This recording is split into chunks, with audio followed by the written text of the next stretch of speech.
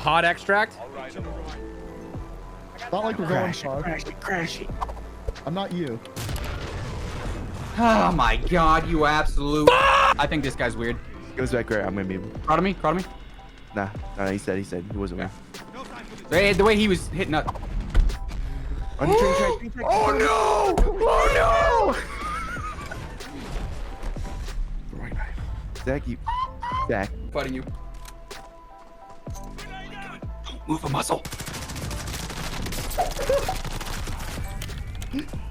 Oh my! The great escape. Well, this is no bueno. Left. Nice! I think he's in the building. Yeah, he might be in on you. Oh, they are. Oh. So a bit different of a start here. Hope you guys don't mind seeing some clips here from yesterday's stream. There was a ton of fun to be had. Let me know if you guys would like to see more clips here thrown in the mix. I think it's just fun to share these types of moments with you guys.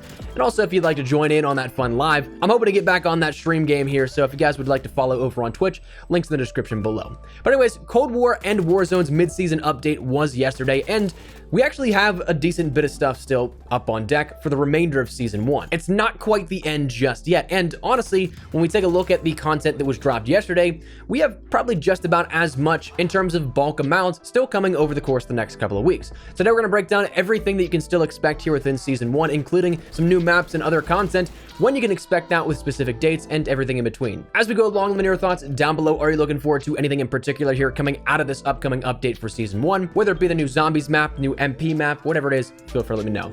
As well, if you are new to the channel, do be sure to hit that subscribe button. We're on the road to 400,000 subscribers, and we'll keep you up to date with all things Black Ops Cold War, Warzone, and anything COD related. So if you're just enjoying the community, I'd love to have you.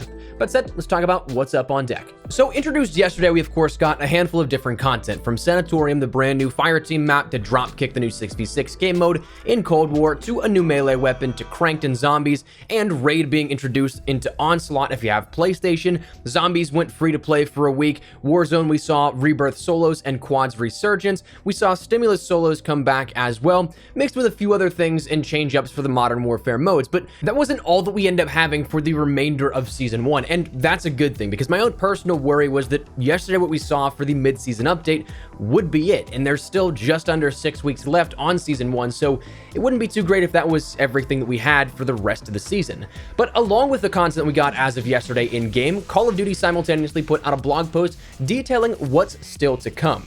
In this blog post, we ended up getting a ton of information on more things to come still within the season, and also specific dates to go along with those items. This roadmap included in the blog post offered up a look of what's to come in the experiences of Firebase Z, the brand new Zombies map coming before Season 2, a brand new operator of Zeyna, a new or rather returning 6v6 map in Express, League play for Cold War, among other items like game modes such as Warzone having buybacks, which is live now, Armored Royale, Mini Royale, and Warzone Rumble returning, and modes like Snipers Only Mosh Pit coming to Cold War at some point. But let's start with the big ones. Let's start with the details here on what you can expect with what's up on deck still. And I want to start out with the MP side of things, because while I may be a big fan of Zombies here, I'm very much so looking forward to the new map. A lot of you guys may be more so interested in MP or Warzone. So we're going to start out with Express here, probably the biggest of the MP things coming. This was given a date of February 4th, and just a little under 3 weeks away at this point. This gives us something to look forward to, especially if Sanatorium and Fireteam isn't exactly your cup of tea. Now, while this may not be an air quote new map per se, I'm honestly pretty excited for this one, because this was a classic, and if you're playing competitive or even search in this, it's up there as an all-time classic in my opinion, just because if you think back to Black Ops 2 and the initial introduction this had, this map was just so different compared to what we had previously been used to, especially in a competitive setting. Now, I would imagine since we saw Raid introduced to the competitive rule set, this as well makes it there, and also it's perfectly introduced for the coming of League play, which we'll talk about in a second, so you may be able to jump in immediately to competitive play on it. Now, if Raid was any indication here, this is probably going to be an almost 100% one-to-one remake. No reimagination, no changes or anything like that, but instead, exactly how you remembered it from Black Ops 2, upscaled and retextured perhaps for the current day to make it a little bit more detailed, vibrant, and overall better, but nothing really should be out of the ordinary. And a slight deviation in the discussion here, this may be the second of a few times we end up seeing this in the coming months here, maps being reintroduced in a one-to-one capacity. Leaker, the Modern Warfare 2 ghost, whose track record is pretty clean, has mentioned that one of his sources claim that there will be 8 maps slated for remakes throughout the content season of Black Ops Cold War. So that would naturally equate out to there being more than one per season, with Season 1 already being an example of that, where Raid and Express are introduced throughout. And I'm a bit up in the air here with this if that is actually the case. On one hand, I'm a bit played out on remakes. I'd like to see the possibility of new maps becoming classics in their own rights, and though I do love some of the classics we've seen introduced in the past, I just prefer something new, since that experience that I bought into with a new game is meant to be new. Hence why you bought it. But at the same time, especially with Black Ops Cold War, this game definitely was not 100% on release. The shortened development time with Treyarch taking over just before Modern Warfare was announced, then this past year with a shift to work from home leading up to the release of a game, no doubt neither of those situations are ideal for development. So if this was the content that they can do in those circumstances, I'm a little bit more okay with that given those circumstances. I'll take maps that we've seen beforehand rather than not getting any at all, and again, more so when they are also not played out a million times like a Nuked Town or a Terminal level of reintroductions. I'd happily take an Express, a Plaza, a Standoff, even though that was in Black Ops 3, but you get what I'm saying with that. But that is being introduced on February 4th. Chronologically speaking, though, that's not the first thing we end up seeing. That actually comes as of next week, in which that's the brand new operator of Zeyna. Now, this is going to be available, unfortunately, in a paid bundle only. That's something we do see with every post-launch operator so far, from Modern Warfare to where we are now. But thanks to COD Tracker's database, we do know what that content includes. For 2,400 COD points, you'll end up getting the Zeyna operator, the Cleaver RPD blueprint, the Scalpel MP5 blueprint, the Finishing Touch melee, the Scoreboard watch, the Big Stick finishing move, the Micro Bully weapon charm, and the Bone Crusher sticker. Now, this again is going to be coming out as of next Thursday, and it's likely going to be in that featured subsection of the shop. So you can look out for that if you're at all interested. Next up, League Play. That's something that is going to be introduced, though this one doesn't have any specific time. It just says in season, though if I were to offer up an educated guess, I'd imagine this comes on the 4th as well. As we'll mention in a second, the new Zombies map, Express, both of those are coming on that day. So that means that since neither of those are in the game files currently, we will need a title update to introduce those assets. And given that League Play is an overhaul of sorts in terms of fundamental content, that will likely be in as well, since there will be the basis for placements, ranking, ladders, and all that will be needed to be introduced as well. That stuff requires a title update. Now, in game dev, those patches aren't too easy to churn out, and I know that in the past, they've been incredibly expensive as well to get third-party approval from Microsoft and Sony, so those are usually things that are bundled together for larger updates, so I'd imagine this also comes on the 4th. As for the ramifications and what it brings, well, it'll give you a ranked ladder to grind out with a proper elo system, matching you up with evenly skilled players in competitive formats using CDL maps, playlist rotations, and even down to the weapons that are banned and usable. But the big question that I'm sure a lot of people will have is, will this reduce skill-based matchmaking in pubs? And as much as I so badly want to say yes, and I would love to be wrong, I don't see this happening. I think that the skill-based matchmaking that we have, or the matchmaking system in place for pubs, is still going to be there even after the introduction of League Play. Now, fundamentally, these systems are actually two different systems. League Play is a straight-up skill-based matchmaking system with a proper elo and visible rank, and it likely will only take into account those things relating to your skill, such as recent match performance and how you played with players of similar ranking after your placements, and then also considering ping while possible. Public matches, on the other side of things, though, utilize a player retention-based matchmaking, meaning that it utilizes the player's recent matches, absolutely, but it also counts factors that you may yourself never even consider. The more we learn about COD's matchmaking system as more stuff comes out about it, the creepier it actually kind of gets. You may often find yourself like, wow, I fried that game, let's keep going. Then you get smacked the next couple of games and you're just about to get off, and then it gives you that good lobby and you're like, okay, maybe I'll play a little bit more because that was a good game. Then that cycle repeats. Same thing goes for when you take time off. The game's algorithm knows that you haven't been playing, so it may erase that elo that you had and start matchmaking fresh. Sure, but it literally accounts for that time off and tries to reel you back in with lobbies that make you feel good.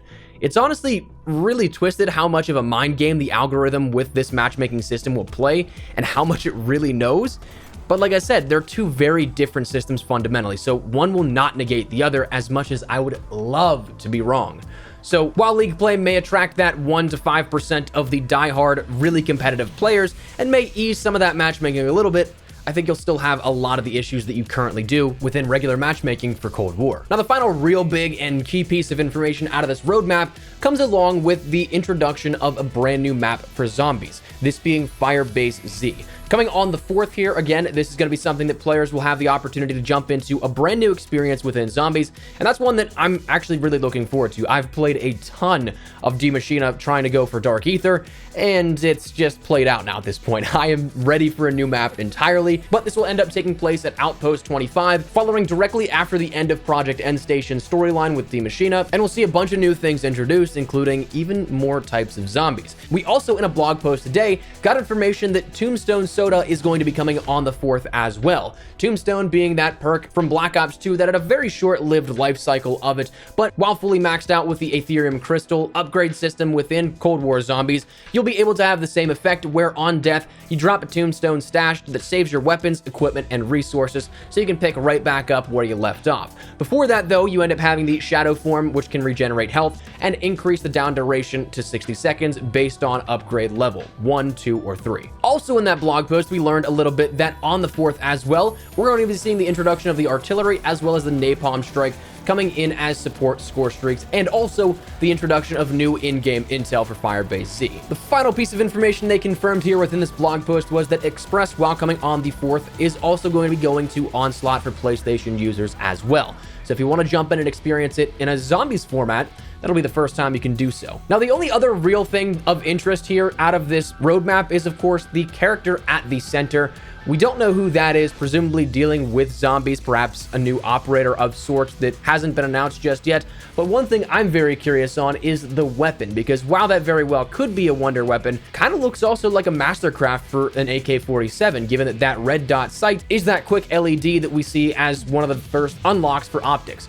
So that could be something to consider as well. But ultimately, that's what we have up on deck here for the remainder of Season 1 after this update that we'll probably see happen, giving us the majority of what we talked about here on the 4th.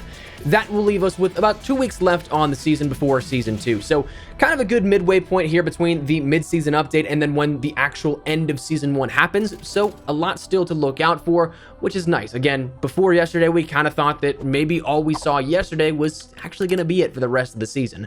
So glad that's not the case, but anyways, that's where we're going to wrap it up. I'd love to get your thoughts and feedback down there in the comment section down below. What do you guys think of this here? Are you looking forward to the remainder of Season 1 content? Anything in particular? Maybe the zombies map, maybe Express coming back, whatever it is, feel free to let me know. As well, if you are new to the channel, make sure you guys subscribe so you don't miss a single thing regarding all things Black Ops Cold War, Warzone, and anything COD related. We'll keep it up to date with all of it. So if you're interested, make sure you hit that subscribe button. If you also want to follow me over on Twitter and Instagram, those are the best places to get connected outside of YouTube. Probably live on both those. So if you guys want to strike up a conversation, ask me a question, whatever it may be, that link is down there in the description below. But said, thanks so much for watching. Mine has been Espresso. I'll see you guys later. Take care and peace.